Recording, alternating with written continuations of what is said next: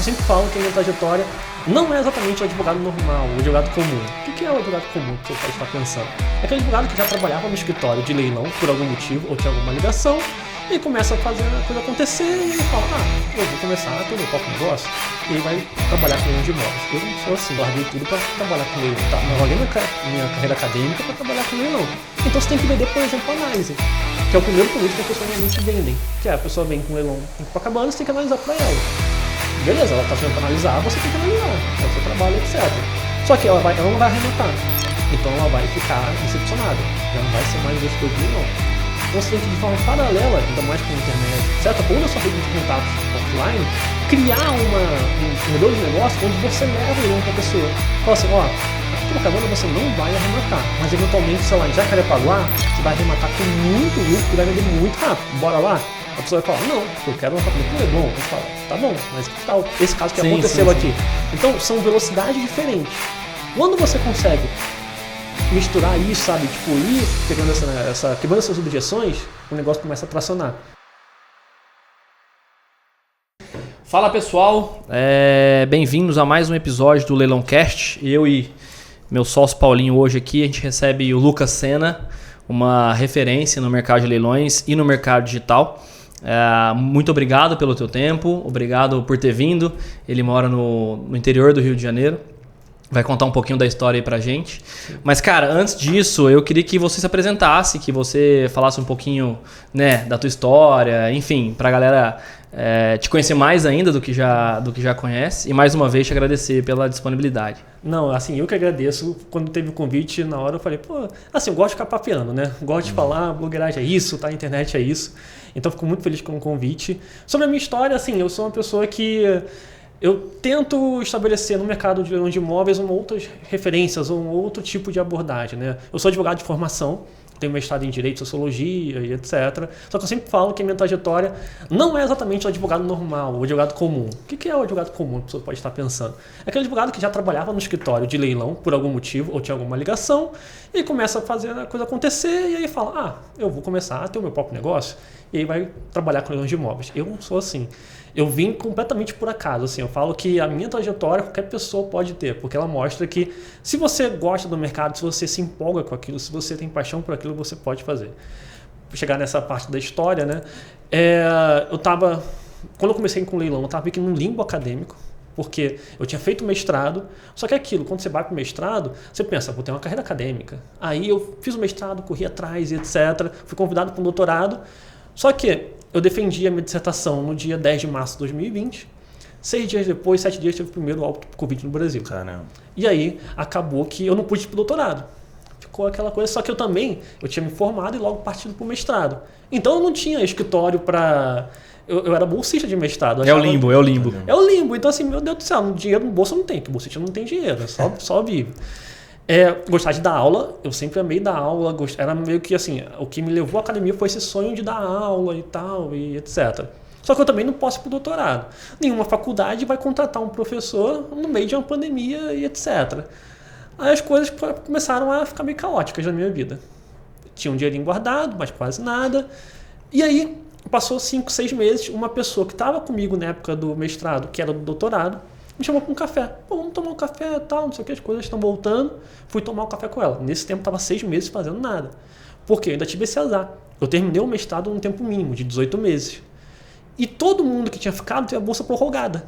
Eu meio que abri mão da bolsa, porque eu ia pro doutorado. Pensei, eu vou trocar. Parou de ter aquela fonte de renda. Que era a minha única. Porque aquilo, eu sou muito... não sei se empolgado ou bitolado, pode ser, depende do ponto de vista. Quando eu faço uma coisa, eu faço aquela coisa. Quando eu estava no mestrado, eu botei a minha vida no mestrado. Eu pensava que a minha vida seria a carreira acadêmica. Então eu meio que negava a advocacia ou qualquer coisa relacionada. Veio essa colega tomar um café, tal, não sei o que, fomos lá. Aí ela falou, Lucas, então, tá fazendo o quê? Eu falei, olha, tô tentando dar aula em algum lugar, ninguém tá me contratando. E ela falou, poxa, eu tô dando aula no Instagram. Eu assim, aula no Instagram? Eu falei, aula no Instagram. De quê? Ensinando as pessoas a entrarem no mestrado. Eu fiquei assim, eu era um aluno de faculdade particular, fui formado na Cândido Mendes, lá do centro do Rio, que é uma faculdade para quem não é do Rio, que tinha faculdade de nível médio. Quem tem muito dinheiro vai para PUC, quem não tem muito dinheiro vai para outros lugares. A Cândido está meio que assim, é o povo que trabalha e estuda. Basicamente essa meiuca, assim. Do Rio de Janeiro você sabe como é que é. E aí eu pensei, eu fui a pessoa que saiu da graduação e em 15 dias eu estava no mestrado, que eu era um aluno empolgado e tal, e eu falei, eu posso também ensinar as pessoas a entrar no mestrado. Sei lá, eu acho que pode dar certo. Fiz o Instagram. No dia exatamente seguinte, assim, eu fiz o Instagram. É engraçado que tem uns acasos nessa história. Eu tentei trabalhar para essa colega. Eu falei assim, mas você não quer uma ajuda? Ela falou, não quero. Eu falei, tá bom então. Então, vou fazer o perfil. Fiz um perfil de consultoria acadêmica. Provavelmente quem está vendo nosso podcast aqui não faz ideia que isso existe, mas isso existe, pessoal. Existe um nicho de abençoados que ensinam pessoas a entrar no mestrado. Quem entrar no mestrado? Normalmente pessoas que já trabalham há muito tempo e tem aquele sonho de entrar no mestrado. Porque o aluno muito empolgado, ele não paga consultoria. Então, porque ele já meio que já estuda sozinho e já entra no mestrado. Autodidata praticamente. Ou então tipo, já tem um orientador que já leva, tem toda essa... Ele já sabe o caminho. Exato. Normalmente é aquela pessoa que trabalha na Petrobras há 20 anos e tem esse sonho de semestre. Então existe um mercado disso, pessoal, um mercado minúsculo, mas existe. Aí eu fiz um perfil sobre isso, nessa questão de storytelling. Né? E no mestrado eu fiz em Direito e Sociologia, é um curso lá da UF, né, que são 2 áreas, uma só, um curso interdisciplinar, e eu era meio que baseado em antropologia, que você tem algumas linhas lá e etc. Nada a ver com leilão. Nada. Sabe o que é o pior? Tem tudo a ver. Eu vou chegar lá nesse arco. Por que tem tudo a ver? Qual era o meu trabalho? Eu trabalhava com, basicamente, ver o direito na prática. Em que sentido? Eu trabalhava com grandes empreendimentos de petróleo e gás. Num ato jurídico que é audiência pública. Que é que tem em... então acabava que ficava envolvido nesse ambiente público. Exato, de você ver se o direito funcionava na prática ou não. Então, eu ia nas audiências públicas e me sentia o 007. Falava assim, não, eu tenho que ver aqui o fato social acontecendo. Eu tenho que ver as dinâmicas e tal, não sei o quê. E por que eu falo que é muito relacionado a leilão?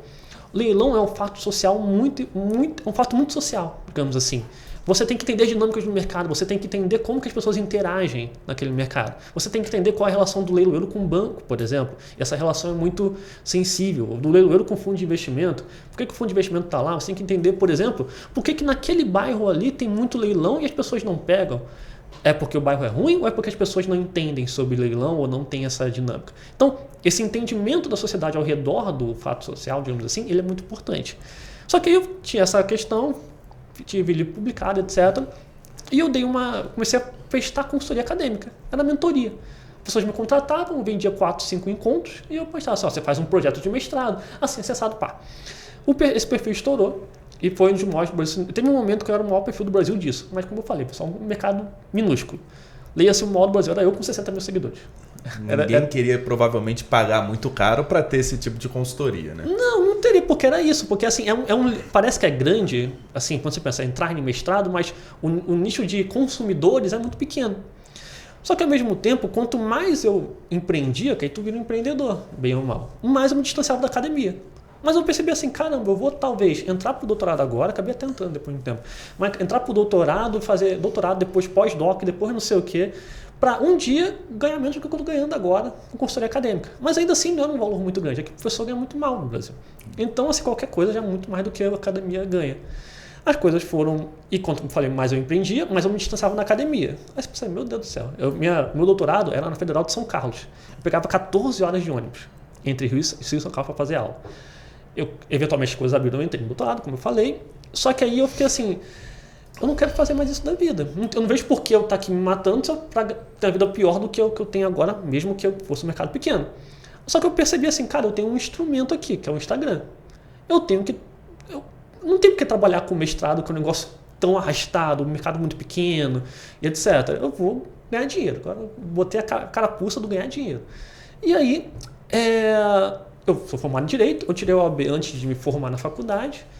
E quando estava estagiando na Almirante Barroso, como a gente falou antes de começar o podcast, era um escritório de direito imobiliário.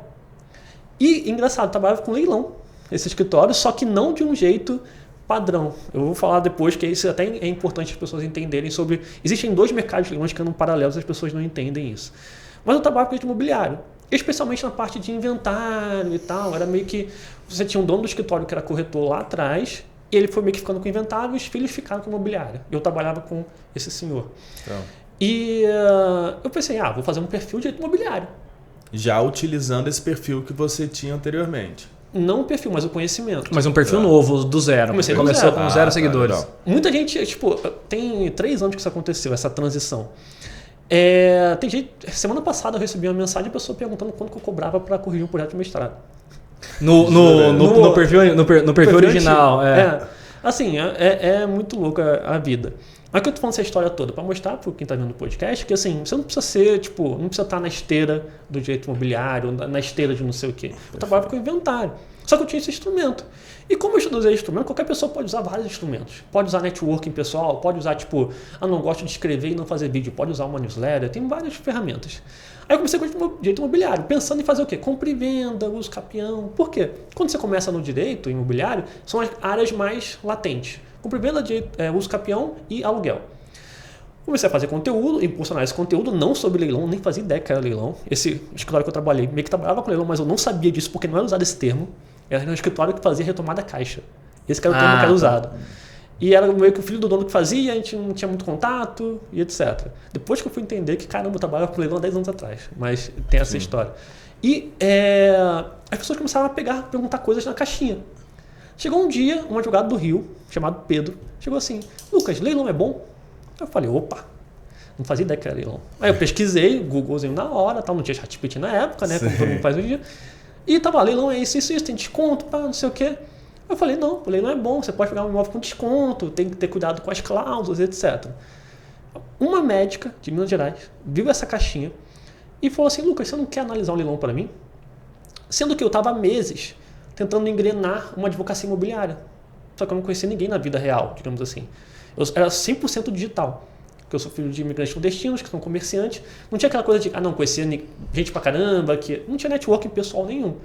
Só que essa médica pediu para analisar esse leilão. Eu falei: pô, nunca analisei nada de leilão na vida. Só que, eu era já doutorando, tinha livro publicado, tinha um monte de coisa. Eu falei: já estou no imobiliário aqui. Se tem um abençoado que vai conseguir ler e analisar, vai ser eu, esse negócio, tô nem aí. O caminho você vai saber qual seguir para chegar na informação. Exato. Aí falei: não, pô, posso analisar, porque é isso, maravilha, vou te dar segurança, etc e tal.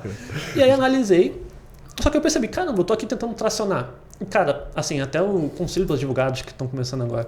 Cara, nichos como uso capião são nichos muito ruins, muito difíceis de replicar, muito difícil de você cobrar e etc. Aí apareceu um nicho em que eu fiz uma caixinha e veio já uma análise. Baratíssima análise, acho que eu cobrei R$500. Você lembra se era judicial ou extrajudicial? Judicial. Judicial. Era judicial. Historicamente mais complexo, né, a análise. Exato, e eu nem fazia ideia dessa dicotomia entre judicial e extra, nunca tinha feito curso, nada, tanto que eu não fiz curso para entrar, fui meio que autodidata, tentando ver e tal, não sei o que, jurisprudência, todo dia eu ficava lendo jurisprudência, só que eu falei: cara, esse mercado, alguém está me pagando para isso, eu estou tentando me matar aqui para pegar os capião, ou compra e venda, ou coisa que valha, eu vou começar a investir nisso. Comecei a fazer conteúdo sobre aquela coisa, quando eu boto a minha cabeça no negócio, eu fico muito apaixonado por aquilo. Falei: leilão é minha vida, comecei a fazer conteúdo.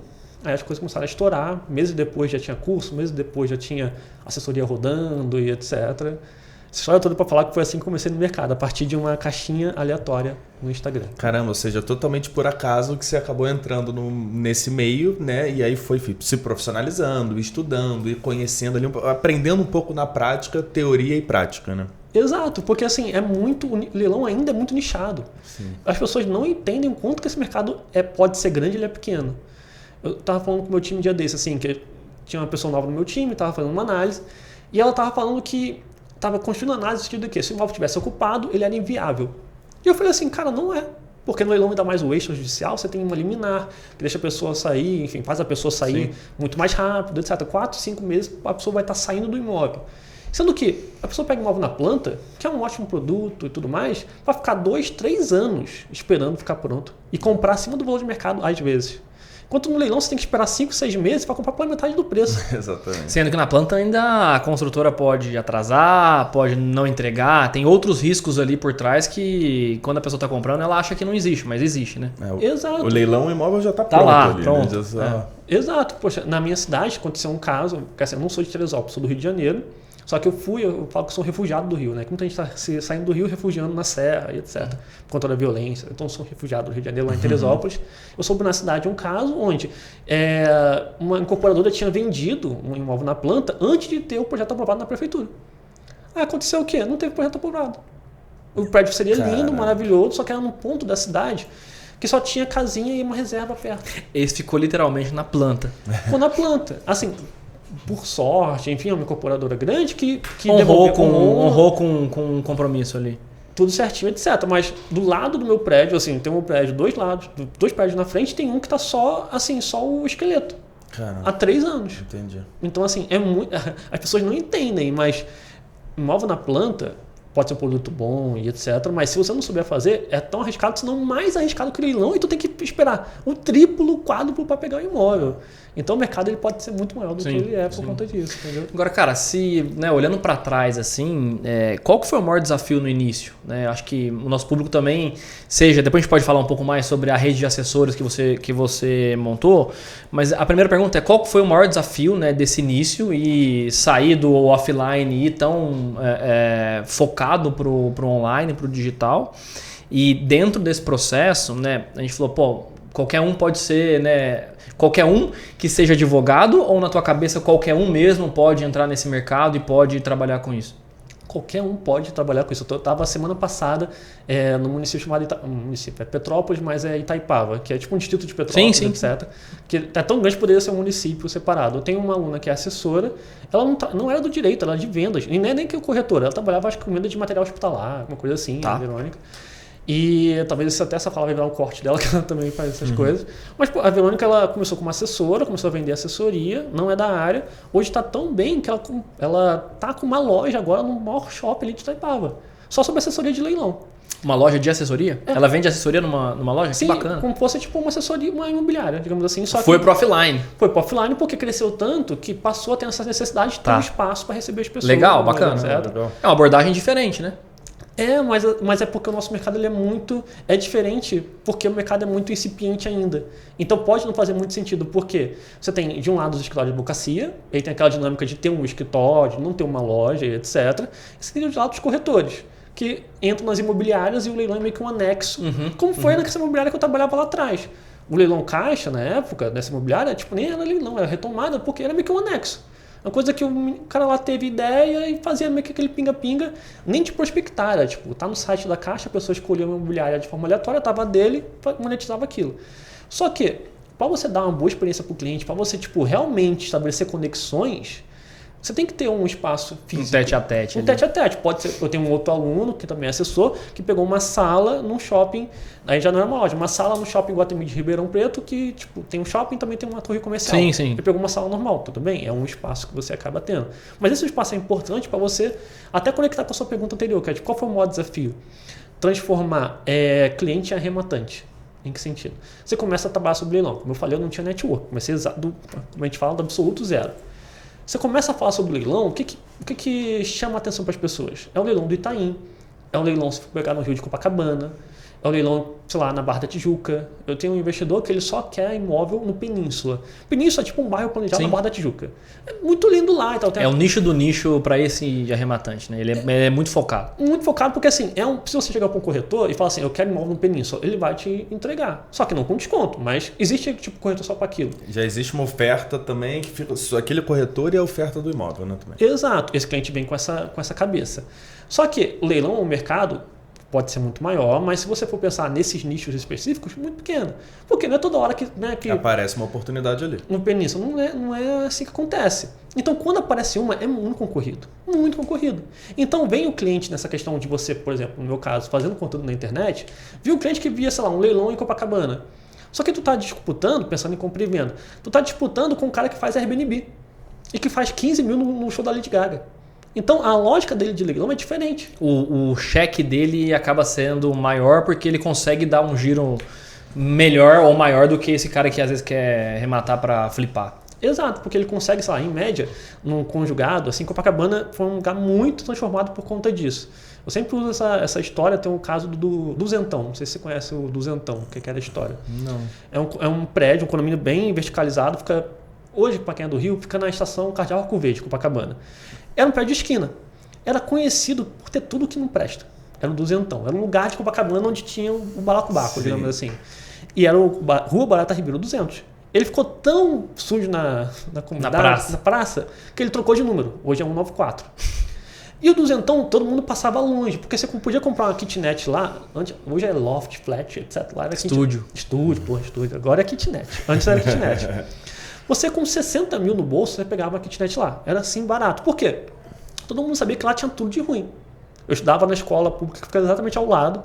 Tinha um amiguinho que era lá que morava no Duzentão. Cara, eu fui lá uma vez, assim, era uma visão meio dantesca mesmo. Começou o Airbnb, ele ficou a melhor coisa do mundo. Por quê? Qual o problema de Airbnb em Copacabana, por exemplo? Os condomínios não aceitam. Porque em Copacabana tem muitas pessoas idosas. Então a pessoa idosamente não está acostumada, é um outro modelo de hospedagem, de moradia, né? Vem um australiano no prédio dela, fica, meu Deus do céu, vai acabar esse prédio. O Duzentão aceitou todo mundo. Então o que valia 80 mil, 60 mil com dinheiro na mão, hoje vale 400, 500 mil reais. Porque era exatamente isso, ninguém tem problema para entrar no Duzentão. Você pode botar seu Airbnb para entrar. Então essa pessoa que pega Airbnb nesses casos, ela faz em média 4 mil reais, por exemplo. 5 mil e etc. Então, qual é o cálculo dela? Até 400 mil reais por esse kitnet tá bom. Tá dando eu tô ganhando mais de 1% ali ao mês. Olha. Exato. E o quanto, desculpa te interromper, mas quanto que daria num aluguel lei do inquilinato? 2,5? 2? Não, menos. A gente tem um caso lá em Copacabana que o aluguel é R$1.500. Ou seja, o cara consegue ter 3 vezes mais no Airbnb do que se ele fizesse numa locação tradicional. É claro, também tem muitas dificuldades. Tá? Usando os extremos, né? Para comparação. Eu tenho uma amiga, por exemplo, que ela tem uma empresa de administração de Airbnb e tal, não sei o quê. A Amanda, eu até falei sobre ela no perfil também. Ela faz um trabalho sensacional, tá com vários imóveis assim, delas e de outras pessoas, que é pessoa de 40 imóveis.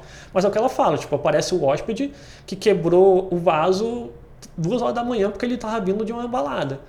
Ele vai te ligar, você vai ter que dar, senão ele vai pedir o reembolso do teu negócio, parece que o Airbnb dá o reembolso na hora e tu vai ficar com uma nota horrível, tem várias dinâmicas assim, mas assim... Não é só bônus, né? Não é só bônus. Tem ônus na operação. Todo o mercado imobiliário é isso. Todos os produtos do mercado imobiliário são bons para certas pessoas. Consórcio é bom para certas pessoas, na planta é bom. Por exemplo, tem a tese da kitnet. Cara, a kitnet em alguns lugares é muito bom. Só que lugares onde o terreno é muito barato e etc, conta a dinâmica social. Então, Airbnb também é muito bom. Você pega uma região universitária, por exemplo, do lado de uma faculdade.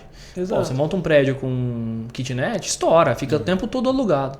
Exato. Então, mas aí você vai fazer isso, sei lá, em Ipanema? Não vai rolar. Só o terreno não fecha a conta. Não fecha a conta. Agora, perdão, pode você terminar e eu... Não, acho que é só falar sobre essa dificuldade, né, de transformar o cliente em arrematante. Porque o investidor ele vem pensando em pegar o Copacabana, que vale para avaliação judicial 300 mil e está saindo por 150. Ou seja, até 200 mil estaria bom para ele. Só que aí ele vai competir com o cara do Airbnb, que vai dar até 400 rindo, assim, tranquilaço, etc. E como que você bypassou, resolveu essa dor? Tendo uma proximidade maior com o investidor e trazendo oportunidade para ele. Só que aí é um liame muito específico. Por quê? Você tem conta para pagar. Como eu falei, eu larguei tudo para trabalhar com leilão. Tá? Eu larguei minha carreira acadêmica para trabalhar com leilão. Então você tem que vender, por exemplo, análise, que é o primeiro produto que as pessoas normalmente vendem. Que é a pessoa vem com leilão em Copacabana, você tem que analisar para ela. Beleza, ela está chegando para analisar, você tem que analisar. É o seu trabalho, etc. Só que ela não vai arrematar. Então ela vai ficar decepcionada, já não vai ser mais investidor de leilão. Então você tem que, de forma paralela, ainda mais com a internet, etc., ou na sua rede de contatos offline, criar um modelo de negócio onde você leva o leilão para a pessoa. Fala assim, aqui em Copacabana você não vai arrematar, mas eventualmente, sei lá, em Jacarepaguá, você vai arrematar com muito lucro e vai vender muito rápido. Bora lá? A pessoa vai falar, não, porque eu quero um apartamento no Leblon. Mas você fala, tá bom, mas o que tal esse caso que aconteceu aqui? Então são velocidades diferentes.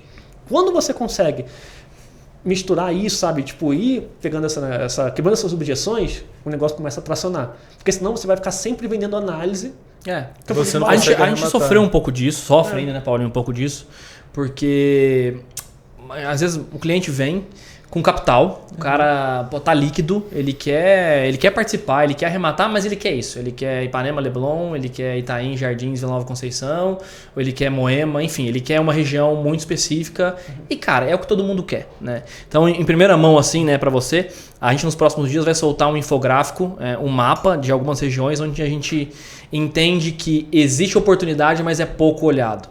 Então, olha, quais são as regiões de São Paulo onde a gente percebe que a concorrência é menor, mas ainda assim tem uma boa oportunidade, que talvez seja lá o Jacarepaguá do Rio. Acho que isso vai ser muito interessante para tentar botar as pessoas que acham que as oportunidades estão só na joia da coroa ali, sendo que, na verdade, hoje em São Paulo tem gente disponível para morar em todos os bairros. Então, isso eu acho que acaba facilitando a conversão desse cara, que muitas vezes se frustra, né? Porque, de novo, ele tem capital, mas ele não consegue participar, porque não é só ter o capital.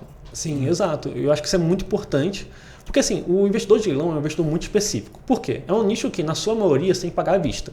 Então, você pensando em Moema, Perdizes e etc., é o abençoado que ele tem 800, 1 milhão de reais na conta do Pix para dar.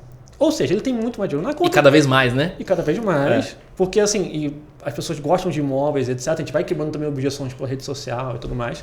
Ou seja, é uma pessoa que ele não quer só rentabilidade. É uma pessoa que trabalhou muito para estar ali, ou é uma pessoa que é muito outlier, ele é uma pessoa já diferente. Mas é o dinheiro da vida toda, enfim, dos objetivos profissionais, que tem um carinho, tem que ter uma atenção maior, né? Exato, e ele conseguiu aquele dinheiro. Ou seja, pode ser, pode, mas em tese ele venceu várias barreiras para estar ali. Ele tem um ego muito alto.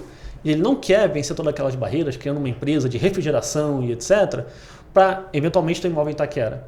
Só que ele tem que entender que ele quer dinheiro.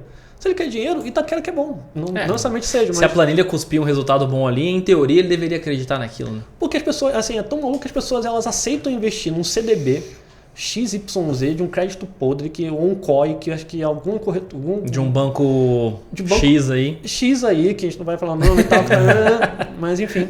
Que negócio, assim, se você for ver na ponta do lápis, é muito mais arriscado do que o leilão de um apartamento num condomínio Minha Casa Minha Vida fechado, tudo certinho, tem até mercadinho dentro.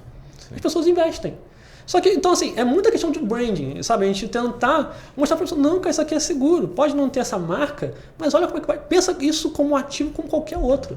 E se você tem uma assessoria, que é o que a gente faz, é o que eu acho que vocês também fazem, etc., todo esse ecossistema faz, vocês podem falar assim, cara, você não vai fazer nada.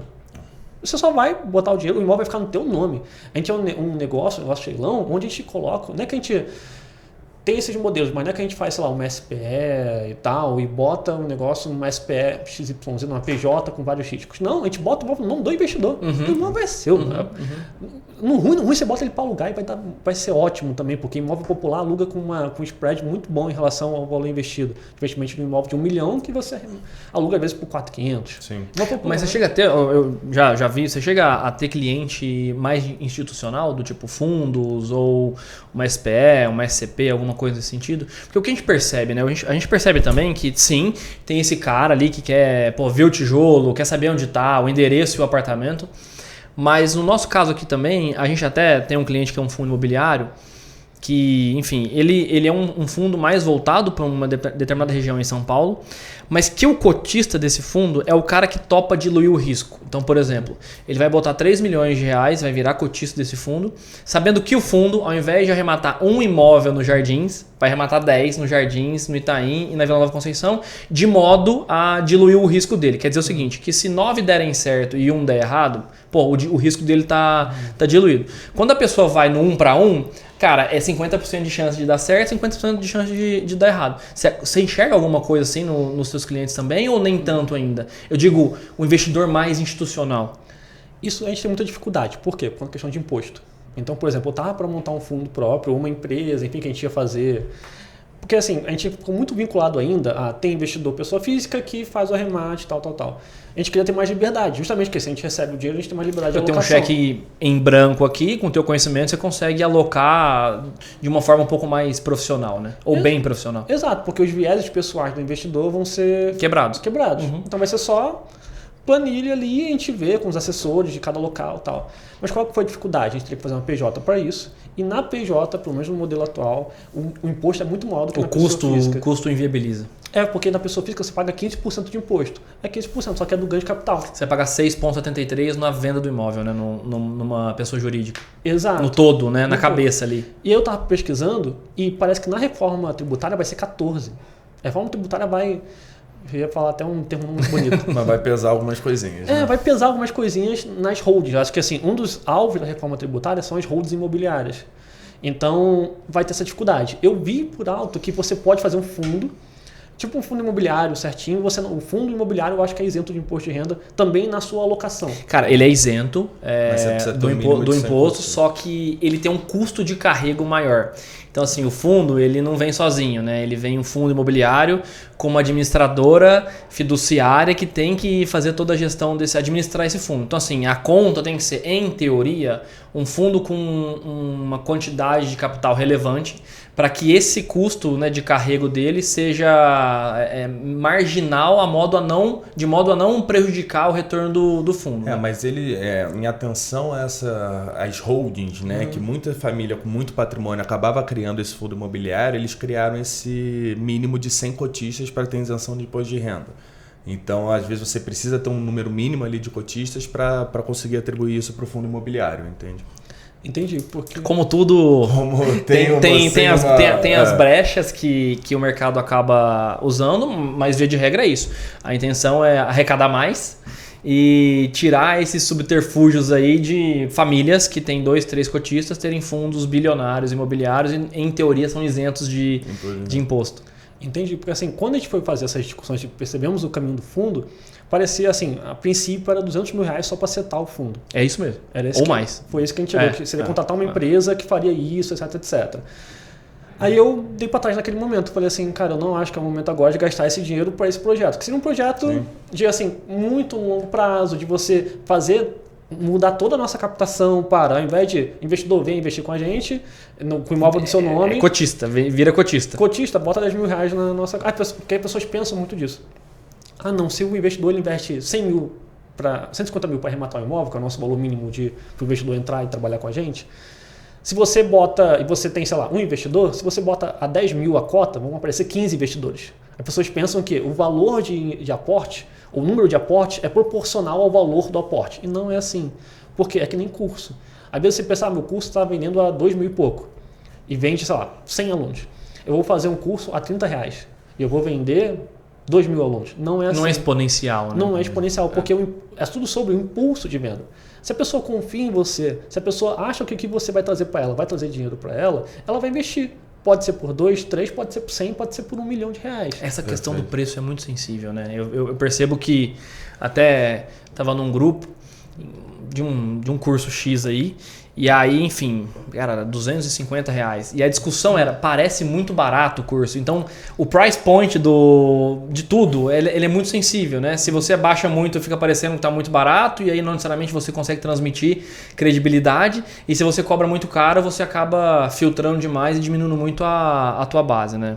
Exato. Eu participei de um evento, dei uma palestra no evento de um grande conteúdo da parte de milhas, chamado Will Tavares. E assim, é engraçado que ele estava, antes de eu começar a falar, ele fez uma pequena palestra e começou a passar para os alunos dele. Era tipo um mastermind dele, onde ele trouxe gente de outros nichos para trazer conhecimento e tal.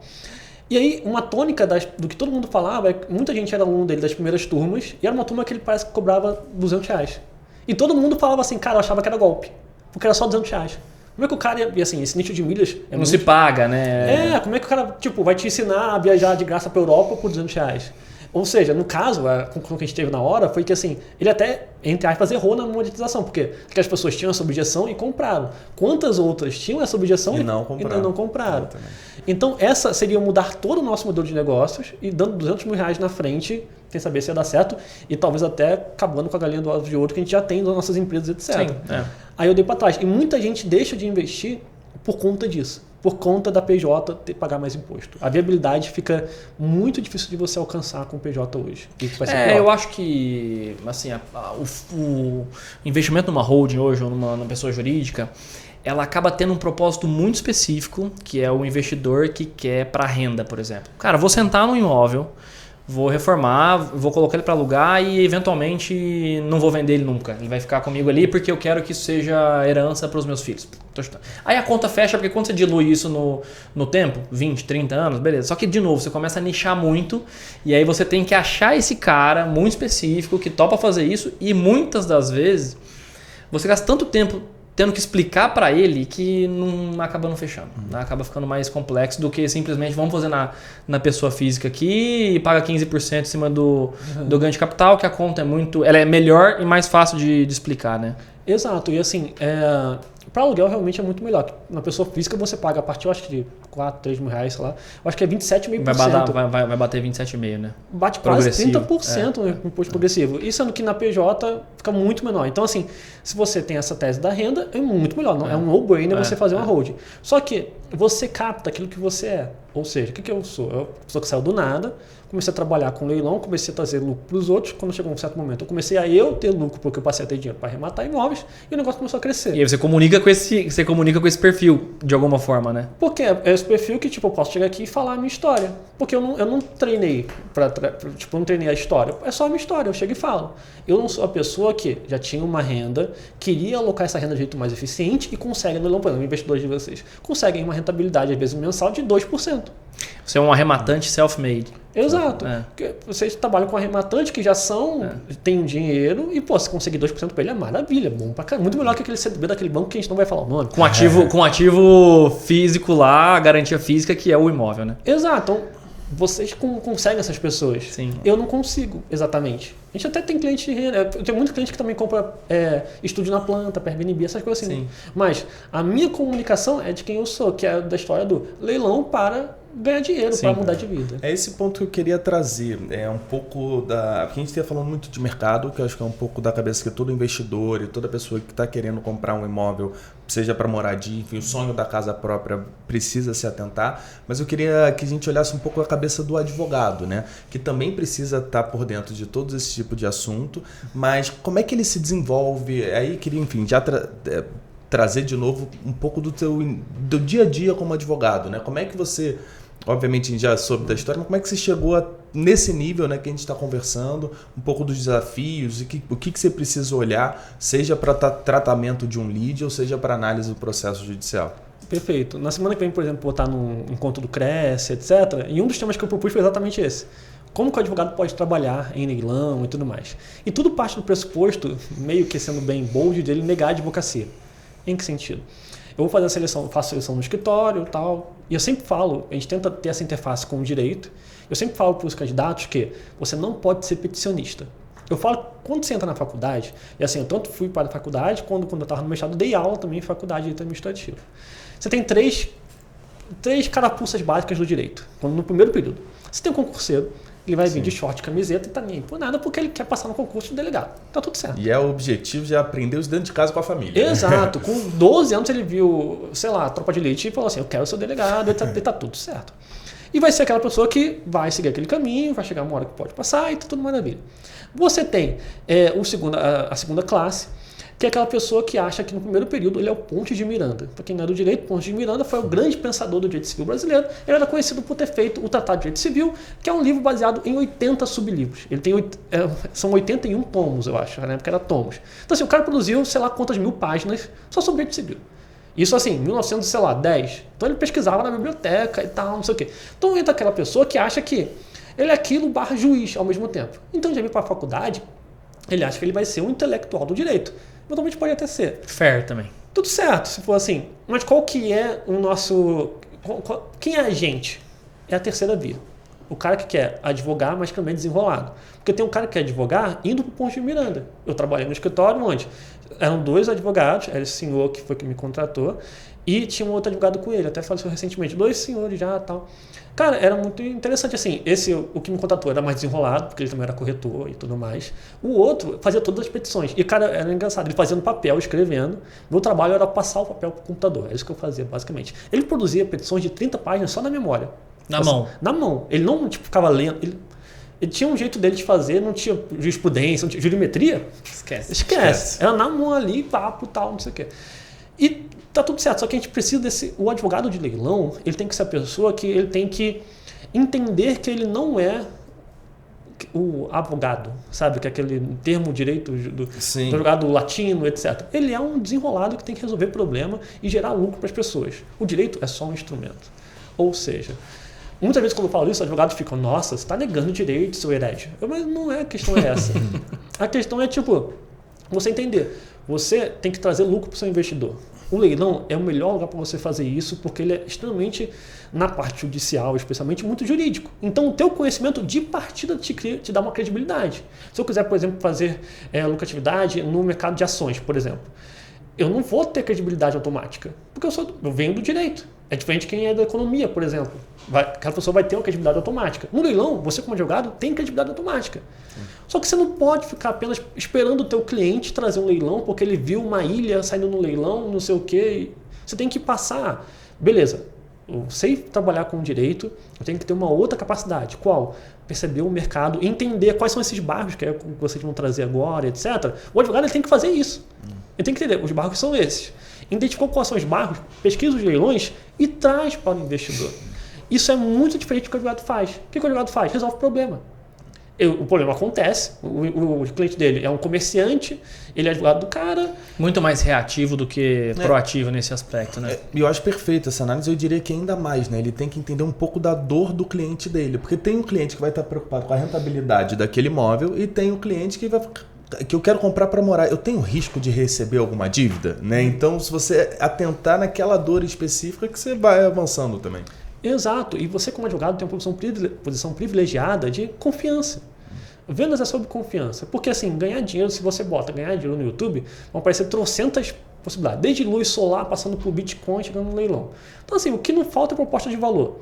Só que, por algum motivo, seja por argumentos lógicos, por argumentos de confiança, seja por autoridade, seja pela vida que você leva, a pessoa acredita que você vai mudar a vida dela. O advogado ele já tem essa confiança, porque ele já resolve os problemas da pessoa, ele já está ali nas trincheiras com ela.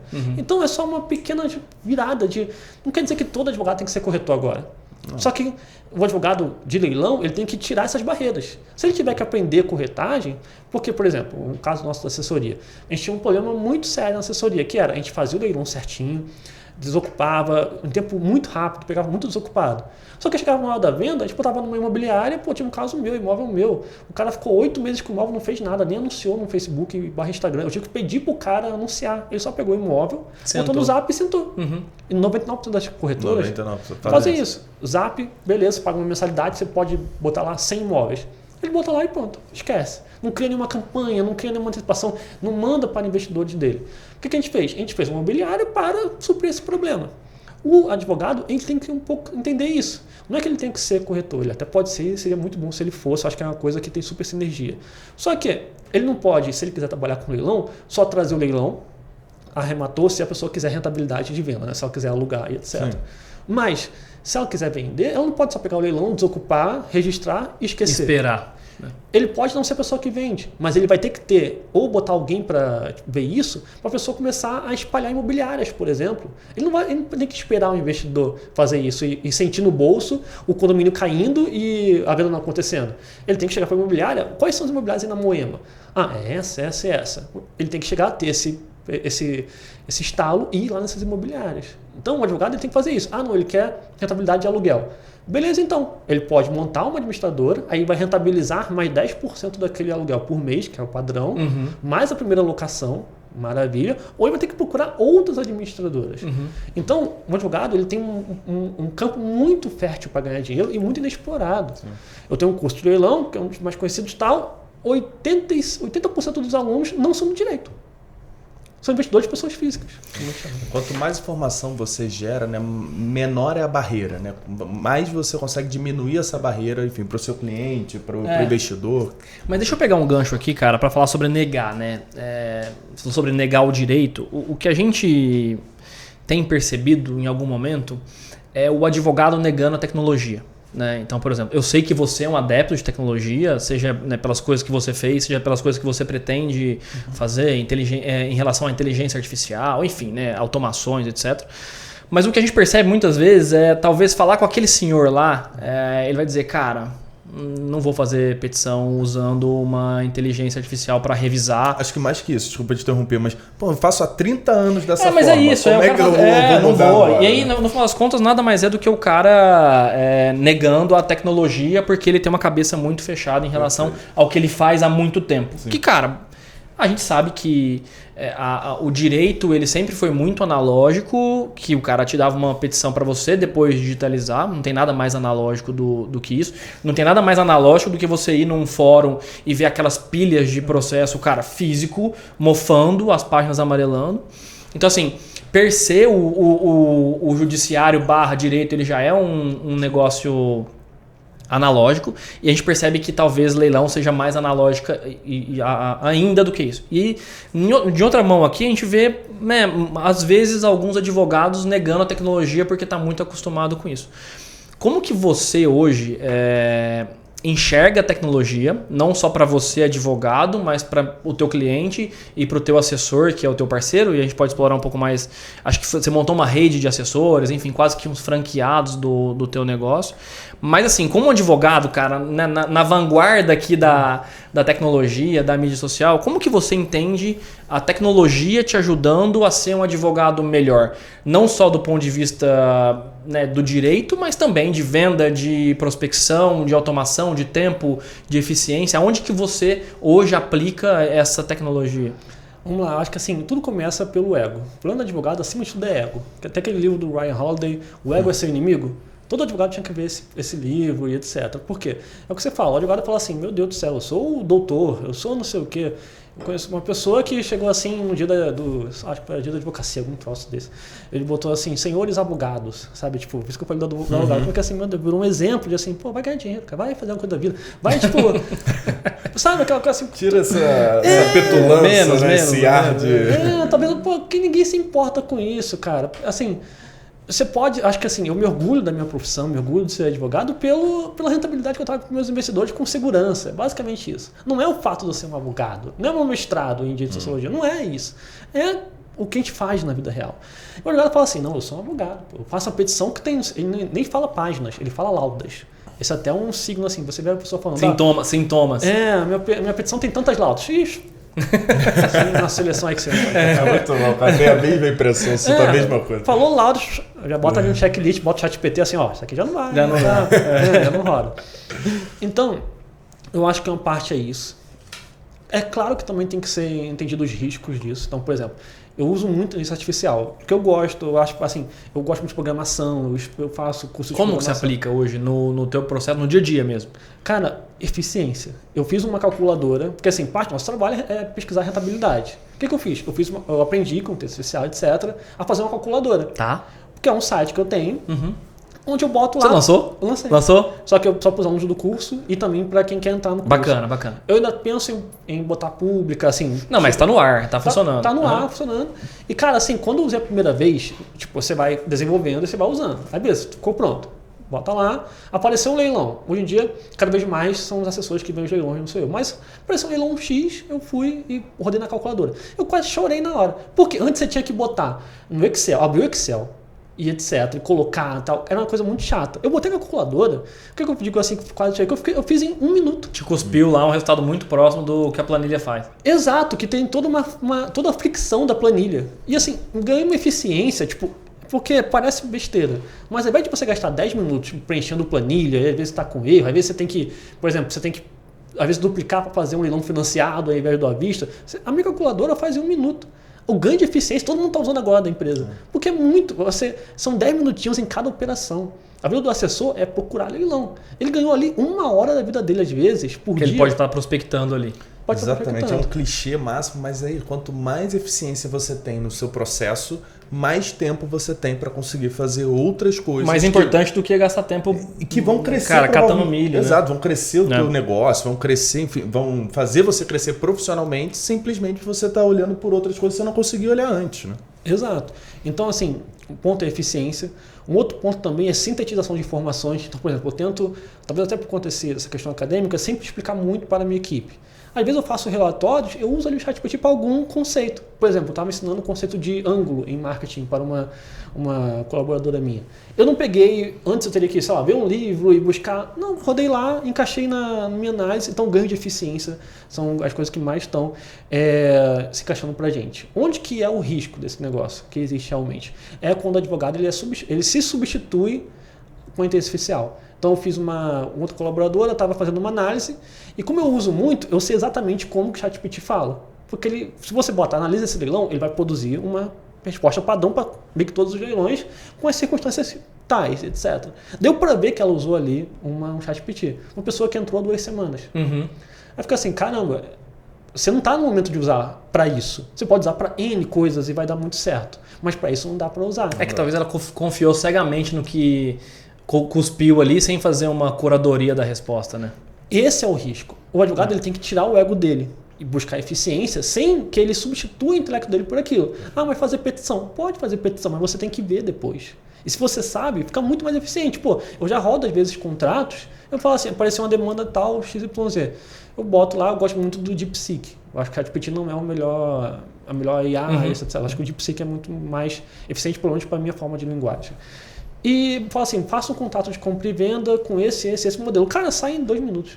Eu ia ficar 2 horas fazendo. Você gasta sempre revisando ali, não elaborando. Exato, porque muita coisa é modular. Então, acho que basicamente hoje é sobre eficiência e sobre o que vai fazer acima da AI, on top of, na AI. Porque tem aquela ideia, assim, a internet foi criada lá pelo exército americano, para ser a rede, etc. Quem ganhou dinheiro com a internet? Quase ninguém. Quem fez? Quase ninguém. Ninguém virou bilionário quem fez a internet. Quem que virou bilionário? Os usos dela, né? Os usos dela. E é a mesma coisa. ChatGPT, etc., vai ser já é meio como commodity. Commodity. Você usa o Gemini para uma coisa, repetir para outra, não sei o que. Anthropic para outra coisa. Para outra, tal. Aí daqui a pouco aparece mais uma AI chinesa do nada, porque as coisas estão rolando lá, a gente não faz ideia, aí chega muito melhor, tal, não sei o que. Maravilha. A questão é, o que você vai fazer em cima dessa AI? Eu acho que aí, por exemplo, vocês têm um trabalho bem legal de software, de produzir soluções para isso. Mas eu acho que são 2 caminhos diferentes, digamos assim. Todo advogado tem que buscar eficiência. Isso não quer dizer que todo advogado tem que buscar fazer um software ou buscar, Perfeito. Muito pelo contrário, são 2 coisas diferentes. A gente entende que o advogado tem que fazer aquilo que ele é bom mesmo, que é, cara, essa curadoria do que um software vai cuspir, de modo a esse software dar mais tempo para ele ser mais eficiente em conseguir ser mais criterioso e entregar mais qualidade, com mais velocidade, porque também assim, né, hoje a gente percebe uma dificuldade muito grande dos assessores e advogados em conseguir achar oportunidade, né? Porque é muito pulverizado, a gente tem uma quantidade grande de leiloeiros. Então, se você conseguir fazer com que um software, que é a nossa missão, né? Ao invés de você ter que catar milho, olhar um por um, você só der um comando e ele trazer aquilo que você pretende naquele momento, já é um grande avanço, já é um grande ganho de tempo para o cara, de novo, focar naquilo que importa, naquilo que gera valor. E gerar valor, no final das contas, é gerar dinheiro, né? Exato, é rentabilidade. E um ponto que eu acho que a inteligência artificial, a tecnologia ajuda muito, é você conseguir ter previsibilidade nas coisas que o advogado, né, a gente aprende na faculdade que você não pode dar certeza de nada. Né? Isso aqui é sim ou não? Depende. E eu acho que um pouco do que a jurimetria, por exemplo, que a gente vem trabalhando facilita, é você ter condições de analisar um histórico muito maior do que uma pessoa física poderia fazer ao longo da sua vida para você entregar uma previsibilidade ali. Né? Você utiliza da jurimetria, você desenvolve a sua própria jurimetria. Conta um pouquinho da gente como é que você enxerga esse conceito, instrumento, enfim, essa análise já é bem antiga, mas que agora ganhou mais força ainda com as inteligências artificiais. Então, sobre jurimetria, eu acho que a gente não usa tanto. Tá. Por que a gente não usa tanto? Porque falta de uma solução boa. Simplesmente é isso. Vou dar um exemplo de solução que tentou ser feita no mercado e não conseguiu decolar. Aquela solução de falar o preço dos imóveis, o preço real dos imóveis a partir dali de acesso à informação, etc, etc. Algumas teses já surgiram a partir disso. Eu tive aluno do curso que tentou fazer um software disso e nunca rodou. A jurimetria é muito difícil de você fazer porque ela pressupõe uma entidade centralizada coletando dados. Né? Só que, quando você está começando, é difícil de você fazer isso de forma específica. Eu via todas as jurisprudências de leilão no Rio de Janeiro, só que eu não tinha esse hábito de categorizar e etc. Separar por juiz, ou vara, ou enfim, desembargador, o que seja. Exato. E como que a gente foi fazendo a jurimetria nossa artesanal? Pegando pessoas dessas regiões. Por quê? O que seria mais fácil? Eu chegar e estamos operando agora em São Paulo porque o Instagram é assim, você pega gente do Brasil inteiro. Como eu falei, meu primeiro caso foi de Minas Gerais. O que é mais fácil? Eu pegar e começar a entender o Fórum da Barra Funda e como é que são os juízes de lá, ou eu pegar um advogado que é da Barra Funda. Que conhece já tudo. Eu tenho um caso no Sul, que é de um aluno que é advogado, onde só ele já rematou 20 imóveis. Ele já botou aqui, até me mandou uma emissão que ele fez hoje. Que é o Rafael, cara sensacional. A gente fez uma desocupação, está fazendo desocupação, já está com ele e falou assim, cara, quando peticionar, me fala comigo, porque eu conheço o assessor do juiz tal, que é ali da... Ele conhece o micro ali, né? Ele sabe como que toca essa vara, esse fórum, ele sabe esse nível micro detalhe que o cara tem lá, né? Exato. Por quê? Porque eu não teria como chegar, porque eu não tenho... É aquela coisa, se você vem da internet, você vai no Brasil inteiro. Então eu teria que fazer jurimetrias infinitas, digamos assim. Aí eu peguei alunos do curso, que já eram, alguns são advogados, outros não, mas que tem esse conhecimento local. A gente tem uma aluna que eu já falei sobre, que tem uma loja, etc. Ela tem uma sócia que é advogada, por exemplo, e que tem aquele conhecimento local e tal, nem é de leilão, mas acabou que chamou ela para operação e tudo mais. Então a nossa jurimetria, digamos assim, é pelas pessoas. Seria muito melhor se a gente tivesse um software? Eu acho que seria. Sim. Seria uma baita de uma barreira que seria quebrada, até especialmente no nosso caso, para assessores que não são do direito. O desafio de fato é estruturar o dado, né? Porque sem um dado você não consegue. Então, como os tribunais eles são estaduais e tudo mais. Agora, do ponto de vista de mercado, cara, o que a gente percebe existe uma curva, né? Então, assim, você não sabe nada. E aí qualquer coisa que você sabe já é muito bom até você chegar num estado como é, por exemplo, o mercado americano. O mercado americano você tem a capivara do imóvel ali, desde quando ele nasceu, quem comprou, quem vendeu e por quanto. A gente percebe que hoje o mercado ele está indo, o brasileiro ele está indo para esse caminho. Então hoje a Prefeitura de São Paulo, por exemplo, desde 2019 ela divulga informações das transações imobiliárias retroagindo a 2006. Então assim, do ponto de vista de para quem não tinha nada de dado, você ter 2,5 milhões de transações, né, retroativas, ou seja, tem quase 20 anos aí de... Já dá pra gente... A gente saiu do primeiro degrau e já está no terceiro, ao invés de estar no segundo, né? Mas de fato, eu acho que dado é uma variável, né, dessa equação que hoje é difícil de garimpar e de conseguir. Eu acho que quem conseguir chegar nesse dado primeiro, ou estruturar esse dado primeiro, vai conseguir entregar para o advogado, para o assessor, um produto que consiga de fato mudar a vida dele, e é um pouco do nosso desafio e do nosso trabalho aqui de conseguir estruturar isso, né? Exato. Eu acho que assim, também tem um ponto que o mercado de leilão, são na verdade dois mercados que andam paralelos, as pessoas não percebem. De onde que veio esse mercado de leilão? Você tem tanto aquele caso do leilão presencial, que a pessoa era um senhorzinho que em 1980 ia lá no fórum, numa sala escondida, e tinha um leilão lá, ele arrematava, que era um judicial. Você tinha essa galera. E você tem uma outra galera que são o quê? Os corretores credenciados caixa. O maior número de leilões do Brasil, de longe, disparado, é leilão caixa. E esse mercado ele surgiu, os advogados nem fazem ideia que ele existe. Por quê? É um mercado onde o corretor não cobra nada do cliente. Tem uns que dão um golpezinho e tal. Por quê? A caixa, ela paga para corretar. Então eu tinha esse escritório, eu entrei nele em 2013, eu fiquei até 2017 nele, foi 4 anos que eu fiquei nesse escritório. Não era falado de leilão. Como é que eles ganhavam dinheiro? Cobrando do cliente? Não. Eles faziam essa assessoria. Conectando com o cliente com a oportunidade lá e mordendo um pedacinho de comissão da caixa, do banco. Que é 5%, que é a comissão de corretagem normal. Então, e esse mercado, ele é muito mais antigo do que esse mercado do velhinho do fórum. Só que os advogados, o que eles fazem? Eles estão nesse mercado aqui, do velhinho do fórum. Eles não entenderam esse mercado. Esse mercado aqui, ele é extremamente não judicializado. Por quê? O Brasil, gente, por isso que eu falo que conectando o podcast e tal, não sei o quê. Por isso que eu falo que o Brasil é muito antropológico. Sabe o que fazem no interior do Brasil? O corretor chega nesse contexto, arremata, ou o arrematante, seja lá quem for, a pessoa não quer sair. Desliga a conta de luz, desliga a água. Saem mais desocupações assim do que judicialmente. Eu nunca fiz isso. Claro, mas é uma forma... Você não está ensinando isso. É uma forma prática de fazer as pessoas saírem do imóvel. Aqui é o Lucas antropólogo. Aqui o Lucas falando fato social pra galera. Mas é assim que acontece. Entende? E esse nicho acontece isso por quê? Porque o cara ele se desenvolveu sem o direito. Ele acontece sem o direito. Empresas milionárias surgem assim sem o direito. O advogado são só um anexo. Não que... O que eu estou querendo dizer, tipo... O que eu estou querendo falar sobre isso? É assim que o mundo é.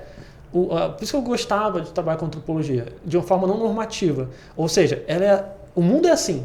Você vai numa audiência pública e tal, é assim que acontece. De um jeito ou de outro. Aí você vai e se encaixa, entende aquilo e usa ao seu favor. Então, esse nicho... O corretor credenciado não faz nem ideia do que é jurimetria. Não faz nem ideia. Porque ele só faz.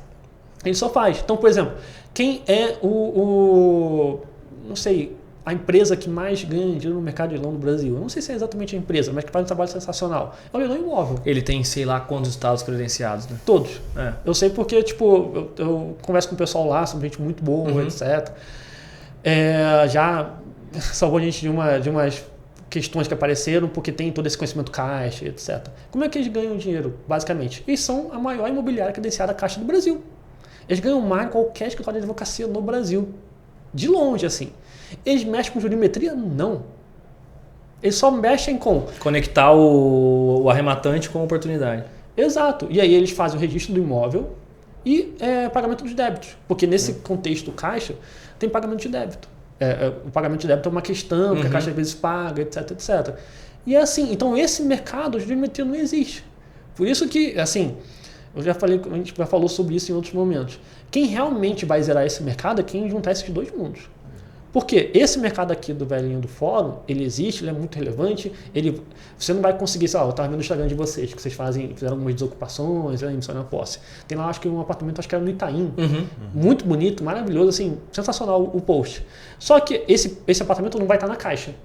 Bem provável que não, porque até por conta de perfil, esse comprador não é o comprador que acessa o financiamento da Caixa, ele às vezes acessa de outro banco privado, né? Exato, só que eu chego no Minha Casa Minha Vida, tem um caso lá que a gente tem 7 imóveis no mesmo condomínio. É o mesmo valor de mercado sim, que você está aí. Sim. Só que eu estou querendo dizer o seguinte, não que um seja melhor que o outro, até em algumas teses, ter uma casa só, ter só um apartamento no Itaim, é até melhor do que o meu trabalho com 7 imóveis. Isso é verdade. Só que, entende que tem um mercado, já que a interface é a advocacia, etc., os advogados não tocam nele. E é muito melhor de monetizar. Porque é um mercado que os imóveis muitas vezes saem desocupados. Qual que é a grande fronteira do mercado de leilão de imóveis? Que eu sempre falo para o pessoal, falo para os meus assessores, e ninguém pega isso direito. É o investidor para morar, o investidor final. Por quê? O que a gente faz? A gente pega uma casa da vida ou um imóvel do Itaim. Tudo bem que aquele Itaim eu vi que é para aluguel, né? Outra, acho que é que tem mais de um, mas acho que o que você está falando é um para Airbnb. Perfeito. Mas vamos pensar que não fosse. A pessoa arrematou com um desconto muito bom, acho que vi lá os valores que vocês colocaram, ia botar para vender, alguém vai comprar, porque vai estar no valor de mercado, bonitinho, reformadinho, maravilha. Minha Casa Minha Vida também é a mesma coisa, as casas que a gente também arremata também são a mesma coisa. Alguém vai comprar. Se você chega para essa pessoa que vai comprar no início, porque sobra imóvel, pelo menos nessa segunda faixa, sobra imóvel. Chega para essa pessoa e fala assim, você vai ter que comprar por 180 lá na frente. Você vai ter aqui, está desocupado por 90 mil, bota mais 10 mil de obra que eu te indico. E com o déficit habitacional que o Brasil vive, esse imóvel fica muito líquido, né? Exato, porque é isso. Sempre vai ter alguém querendo sair do aluguel. Esse produto é muito bem encaixado. Não que um seja maior que o outro novamente, mas... eu acho que o resumo disso existe uma intersecção dos dois mercados que hoje é mal atendido. Ou não é atendido. E quem conseguir, de alguma forma, atuar nessa intersecção, vai talvez pegar o melhor dos dois mundos, né? Exato. É aquela questão da quase uma consultoria gratuita. O que vocês têm na mão? Vocês têm na mão os dois cases.